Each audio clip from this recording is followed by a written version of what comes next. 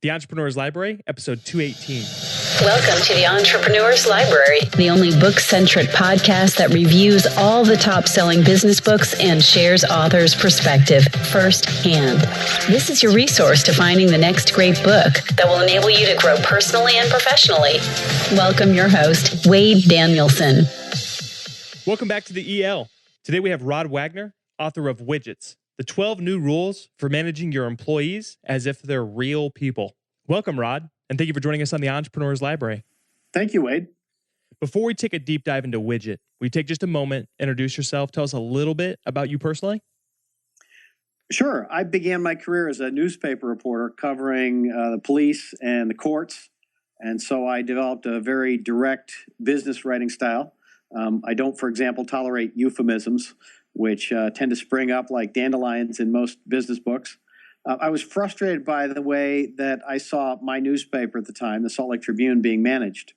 And so I went to business school while I was still working the night shift on the police beat and got an MBA. From there, I migrated to a couple research jobs on the business side of media companies and eventually joined Gallup, where I was the principal there for 12 years. I've been practice leader at BI Worldwide for the past 3 years, during which my colleagues and I have been doing the research that led to the book Widgets. Excellent. When you were with Gallup, were you there in, I guess they have multiple locations. Were you in Omaha or Lincoln? Minneapolis. Minneapolis. Okay, gotcha. Okay. So first off, thank you for sharing that. And now let's jump right into your book, Widgets, the 12 new rules for managing your employees as if they're real people, which is a fantastic title, by the way. Thank you. Which was just made available for purchase, actually a couple weeks ago, April of 2015. And Rodd, we're going to move quickly, but we're here to cover the top questions that our listener and future reader would like to get answered. And the first one is, what was the inspiration behind writing Widgets? I'd been in the employee engagement arena for quite a while, but I was struck by how many things had changed in the last few years. The Great Recession, social media, millennials coming into the workplace with different views on society and work. And it struck me that no one was really taking stock of how all these changes, not coordinated with each other, but all these changes had combined to change the unwritten social contract between employees and the places where they worked. It also struck me that because of some of these changes, some of the worst things that were happening to employees had gotten worse yet. And some of the depersonalizing, the widgetizing of people had gotten worse. And it was time for someone to write a book to call that out. So what would you say, and this question is so important to differentiate yours from all the other millions of books that'll come out this month, especially on Amazon, but what makes your book different from others regarding the same or similar topic? Well, I think two things make Widgets different. One is that I questioned all the assumptions because so many things had changed. This is not just another engagement book, if you will. I really took stock using research trends, my team's research here, and I think some fairly powerful stories to really help a leader or manager or entrepreneur understand here's where we are right now. And this is the nature of the unwritten social contract as it exists in 2015 and as it will probably continue to exist for the next 3, 4, 5 years. I think the other thing that makes it different, quite frankly, is that I did begin my career as a police reporter. So my writing style is not that of a typical business book. I am at heart a cop reporter. And so I call it as I see it. Dead is dead, safe is safe, 7 o'clock is 7 o'clock, not 7:01. And I bring that same kind of directness and candor, if not in some cases snarkiness, to the writing of this book. That's fantastic. You know, that is very unique because I've never had someone actually say that, talk about a previous position they've been in.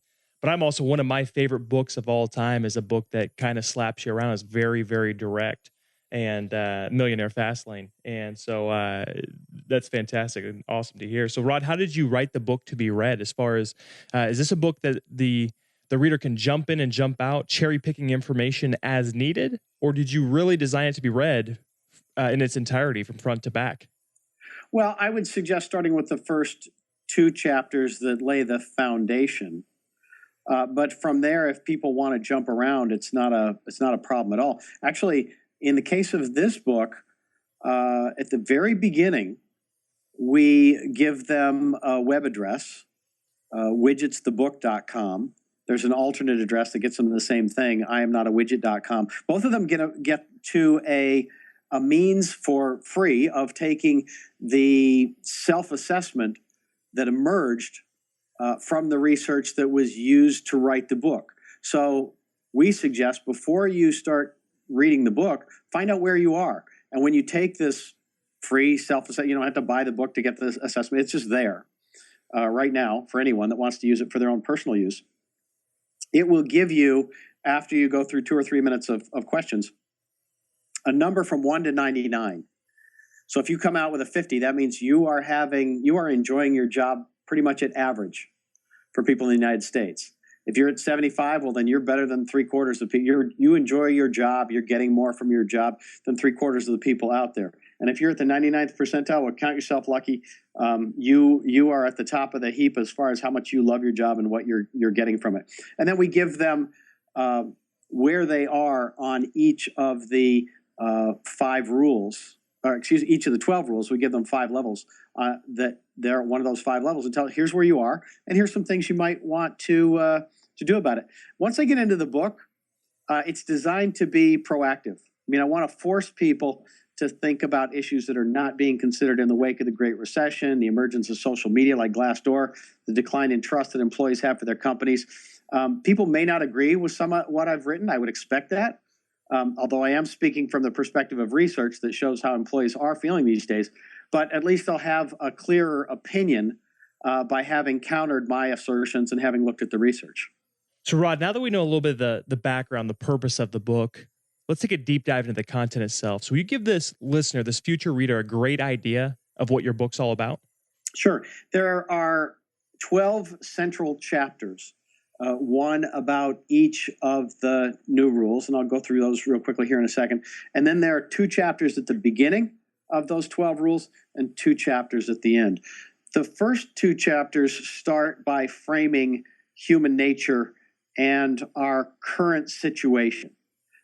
So I call out this idea. The reason the book is called Widgets is because I don't like the term human resources, and I don't like the term FTE or human capital or talent or any of these things that we use to refer to employees.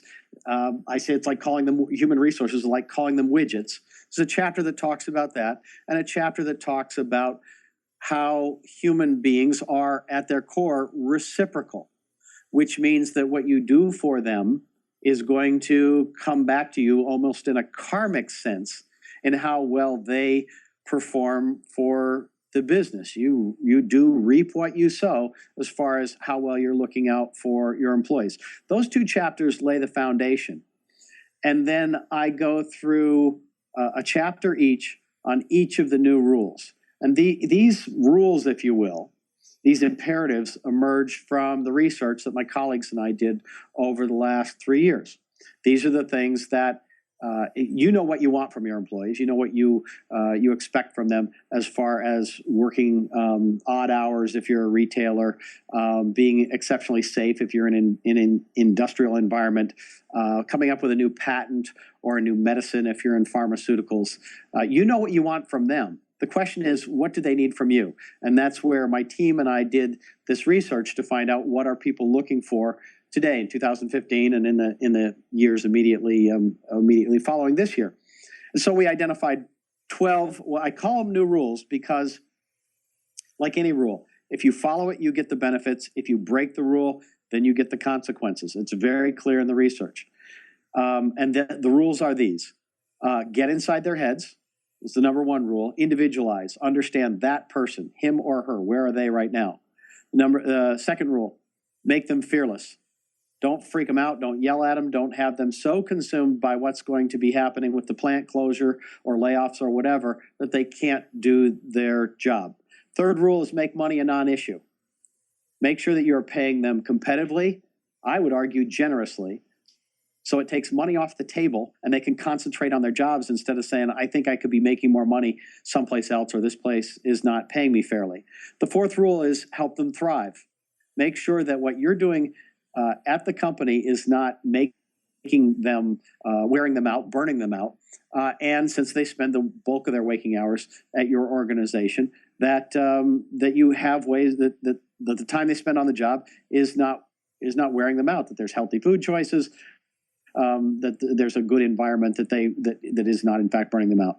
The fifth rule is be cool. Not a rule that would have come up 10 years ago or 20 years ago, but this idea that people want to work for a cool company. They want to have an enjoyable time at work. Rule 6, be boldly transparent. Tell people everything you can possibly tell them. We live in an age of social media. They're going to find out anyway. You should be the one to tell them. Number 7, don't kill the meaning. People come to your company because there's something about your organization that they already find meaningful. Don't tell them what to find meaningful, but certainly don't do those things that would make them feel like, gee, I did all this and it was for nothing, or I'm burning out, or they're trying to tell me what I find meaningful, when in fact I already know what I like about this job. Number 8, see their future. We are future-oriented people, and you need to be as deliberate about where your employees will be in 5 years as where you want your company to be in 5 years. Rule number 9 is magnify their success. Help them know when they've done a good job. Don't make whatever it is you want them to do, make sure it is not a thankless job, literally a thankless job that no one recognized what they did, or they will stop doing that. Rule 10 is unite them. Help set up the conditions where they can be a solid team. Teamwork gets used all the time as a metaphor for collaboration, but it works just fine, better than calling them family or calling them a tribe. There are ways to set people up to make sure that they succeed as a team. Number 11 is let them lead. Don't fail to listen to them, but not only that they feel like their opinions matter, but in fact they get the chance to take charge, that they get to run a project and show what they can do. They're eager to do that, and it'll make them work harder for you. And finally, the last rule is take it to extremes. People are eager to do something that they can brag about. They can go home and say, we did something really cool. I never thought that I'd be on a team or with a company that did these things, and now I can share in the accomplishment. And whether it's at this company or someplace else, I can say, I was part of this team that came up with this new medication. I was part of this team that invented this new piece of technology. That's part of me. I can put that on my resume. Very, very motivating kind of thing. The last 2 chapters of the book, the second to last chapter, is a cautionary tale about all the dumb things that get done in employee engagement work, employee engagement initiatives, and how they can backfire on you. So it's really kind of whatever you do, as powerful as employee engagement is, there's some real potholes here, and you don't want to fall into one of them because it can destroy the whole thing. And then the final chapter is about what I call the profitable pursuit of happiness. There's a lot of people in the engagement industry that say, don't make your people happy, just make them engaged, by which they really mean kind of shut up and get back to work.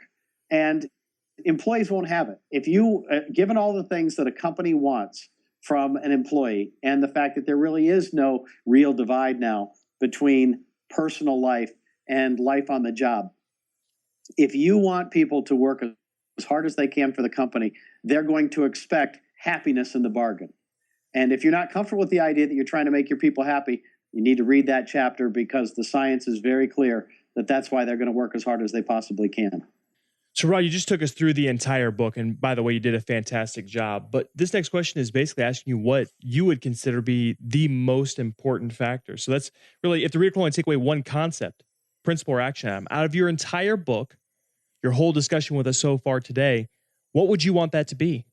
The most important point that I tell leaders who I am advising is that your employees' bearing, their motivation, is in your hands, not because you control them, but because people are so reciprocal. So I guarantee, if you follow the 12 new rules of engagement, if you deliver on these things that employees need today, they will do for your company what you need them to do. That's huge. And there's some, The next question is about a quote, but there's some quote worthy stuff within what you just said right there. And so let's move on to the quote. What do you have a favorite quote from your book? And will you take a minute to explain what it means to you? Yeah, let me give you a little bit of background about where it came from. I am, as I said, a former police reporter. Some of my writing is pretty acerbic. It can be snarky. It can be biting. And the early chapters of the book were exactly along that line as I was drafting them. I sent that chapter to a business executive, highly placed, whose opinion I respect. And he said, it's... you didn't say this, but I'm getting the impression that you are trying to say that companies are bad and people are good. And I said, no, that's not what I intended at all. So I rewrote parts of the chapter, and particularly this one paragraph here that's on page 19. It's not that corporations are bad and people are good. Corporations are powerful and people are reciprocal. How an enterprise wields its power determines how its employees will deliver. That's the essence of the book. This is you get to set the hours, you get to define all these things. You're the boss, so you get to set the terms. But you need to understand that people are going to reciprocate, and if you look out for them, they'll look out for you. If you neglect them, they'll neglect you. If they feel like you're not looking out for them, then don't expect them to look out for you. It's just that simple. Rodd, that's a powerful message. And we will put that in make sure to put that in the show notes at the elpodcast.com. So those that are out mobile right now can go back and think on that further. And that leads us, Rodd, into our final question. And this one won't be about your book, but it is about a recommendation. And we're not looking for any suggestion. We're looking for the book. So if there was only one book you could recommend based on the way that it's impacted your life, created maybe a paradigm shift or a lifestyle shift for you, which book would you suggest? Wow. I'm not sure I've got one that has changed my life in that way, but I've got one that I think is important for any entrepreneur right now to be thinking about, because it crosses boundaries. There's a book out there called The Good Jobs Strategy by Zeynep Ton, Ton. And her point is that if your operations strategy is messed up, you will not have the money to pay your people well, to give them good jobs. What I like about it is it makes this argument that, if you have a clean operation like Southwest Airlines, then you will be efficient enough that you can provide a high level of customer service, also pay your people better than anyone else in the industry, and you will create an outstanding organization. I love the fact that she connected those two, operations and people strategy, which typically are considered silos, separate from each other. But it's very important to understand a company is it's an organism. Everything affects everything else. And so your people strategy needs to be built in with everything else you do within the organization. And her line of attack is provocative, it's novel, and it's spot on. The Good Jobs Strategy. Is that correct? That's correct. By Zeynep, Zeynep, Ton. Okay, I pulled it up. Actually, a fairly new book, too. Looks like back from, and it has fantastic reviews. I'm looking it up because it's the first time I've heard of it. And that is absolutely excellent. One of the things I noticed is that there are all these titles by the people. I won't mention any names, but there's certain people that you just see all the time. Oh, so-and-so's got another book. Sometimes the more novel thinking, the more interesting stuff is being done by people who aren't necessarily a household name that said, hey, I've connected the dots here. And I think her book is an example of that. And that's one of the exact reasons why we do what we do here at the EL podcast. And this doesn't mean to be a plug on that, is we talk about it all the time. Back in 1937, a guy named Napoleon Hill wrote Think and Grow Rich, and it was probably one of a couple books that really came out that year. And if he were to write that same book, which is one of my favorites this year, would it even get recognized? Because there's so much competition. There's so many people. Like you said, there's some people who are putting out a book a month, some big authors that are putting out 2 books, 3 books a year. And someone might not recognize the name of the individual that you just said, which was Zeynep, right? Zeynep? Right. And so you just assume. And so that's one of our big things that we're trying to do here is, one, we try and help authors sell more books, but the primary purpose is to help the entrepreneur find that next great read, because every time you find a book that creates a paradigm shift that cuts you open, takes out some bad, inserts some good. I know that's kind of graphic, but you become a better person, you become a better business owner, and it's amazing what can happen from just one nugget in one book. And There's again, another there's another thing that goes on in this business, having come to it from journalism, where if a byline appeared in the paper, that reporter wrote it, into the business book arena, where in many cases the author that's shown on the cover wrote that book, but in other cases there's a whole industry of ghostwriters out there, and I've had people approach me saying, "Hey, I can help you write your next book." Like, I do not need someone to help me write my next book. I'm a writer. And you can feel in some of the books, I won't name any names, in some of the books in the category, you can tell, like, wait a minute, it's coming across as inauthentic.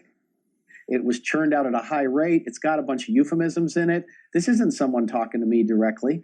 And that part, I think that hurts the business book arena. I think if someone's name is on the cover, then they should have written it. And if they can't write a book, then their name shouldn't be on the cover of a book, period. Yeah, I like being able to pull out people's personality from the book. Some of my favorite books, I mean, off the top of my head, like I told you, Millionaire Fastlane, I felt like he was talking directly to me. Mike Michalowicz books, Profit First, The Pumpkin Plan, some of that kind of stuff. And a lot of these people are different. He writes very different than MJ DeMarco, but still the personality that comes through on those books. So I'm in agreement with you. I love, you kind of almost feel like you get to know the author a little bit throughout reading the book. Absolutely. I certainly put a lot of myself in this book. I dedicated it to my oldest kid, who is now an employee. I'll tell you, that changes something when you go from looking at employee engagement or more broadly, leadership and managing through your own eyes as an employee. And now your kid has a company leader, a manager, colleagues, and you start to say, how you doing? How are you doing on your job? How's your, go in, young lady, and get your new rules index and send me your report, because your father needs to know how you're doing. It just changes it changes things entirely. But I think I wrote this book very directly, personally. It's the first book that was, my past two books were co-authored, and that's a process of deciding, it's a little bit of it's a committee of two. This is one where it's no hold bars. I just flat out said it the way I think it needs to be said. I wanted to speak to the reader very directly, even at the risk of them at certain points saying, I can't believe you said that. Well, you know what? It's something that needs to be said, and it's certainly something that needs to be reacted to. Even if you do disagree with me down the line, well, then so be it. Then you will have your opinion more strongly formed by virtue of having disagreed with me than if I hadn't brought it up at all. Yeah. Is there possibly another book in the future going to come out about how to have a kid as an employee? That one would, well, my kids don't work for me, so I don't know. That's how she works for an advertising agency. I gotcha. That was my mistake. States away. Yeah. No, she. When you said she was an employee now, I thought that she might have worked for you. Okay, I gotcha. Oh, she's not my employee. Oh no, she didn't want to do anything I said when she was a teenager. So I doubt she'd want to if I were her manager. I was about to say, I was like, that'd be a great book. I'd probably pick up that book. I got a 2-year-old that I'm gonna wait probably another year or two before I start putting him to work, putting him on the phones, getting him selling. No. Yeah. Well, you'll if he's 2, you're getting attitude already. Yeah. So you can imagine how that's going to go. That's awesome. I wrote this book because I wanted it to inform not only the world where I work, but the world in which my daughter and then before too long, her 2 brothers will work. I wrote this hopefully so that anyone's son or daughter would say, I would want my kids. People would say, I want my kids to be managed along these lines. This is how I want my son or daughter looked after. That's excellent. Well, Rodd, one, thank you for coming on. And before we depart, can you recommend the best way for our listeners to be able to get not only more information on you, but also get more information on your book, Widgets? Yeah, there are 2 parallel websites. One is Widgets the book.com, and the other is iamnotawidget.com. And the only difference between them is that widgetsthebook.com is aimed at leaders and managers, the people in charge, and I Am Not a Widget is aimed at employees. So the voice, when it says, hey, here's what you ought to do, it differs on whether it's talking about you, the leader, or you, the employee. They have the same resources there. My blog is there. You can preview a chapter from the book. You can order the book through links there. Most importantly, both have access to the New Rules Index self-assessment free anytime. You can come back, you can take it and come back a week later and see how things have changed, come back a month later and see how things have changed. You can have a friend take it and then who's trying to figure out whether to switch jobs, and sit down and have coffee with them and give them your best advice. It's about $1 million piece of research that it turned out, wow. It was no skin off our noses since we had to set it up for our clients, no skin off our noses to make it available free for individual use. And that's going to be a change in things that in the same way that people have access to Glassdoor, that they direct their own investments, that they direct their own healthcare. In short order, they're going to be directing their own engagement, not waiting for the company survey to come, but instead going to a site like this, finding out where they are, and then going to their manager and leader and saying, hey, can we talk? There's some things that I would like to do with this company, some things I'd like to accomplish for you, but there's also some things that I need from the company to be able to do that. Great. That website sounds like a phenomenal resource that you've put a ton of, like you said, money and time into it. But Rodd, thank you so much for coming on and sharing your book with us today. Thank you, Wade. My pleasure. Thanks again for listening in today. If you'd like more information on Rodd or his book, Widgets, check out the show notes at theelpodcast.com. Looking for your next book idea? Head over to theelpodcast.com, where Wade shares his amazing resource, the top 10 business books recommended by over 500 entrepreneurs, with you for free. That's theelpodcast.com. Till the next time, keep it on the EL.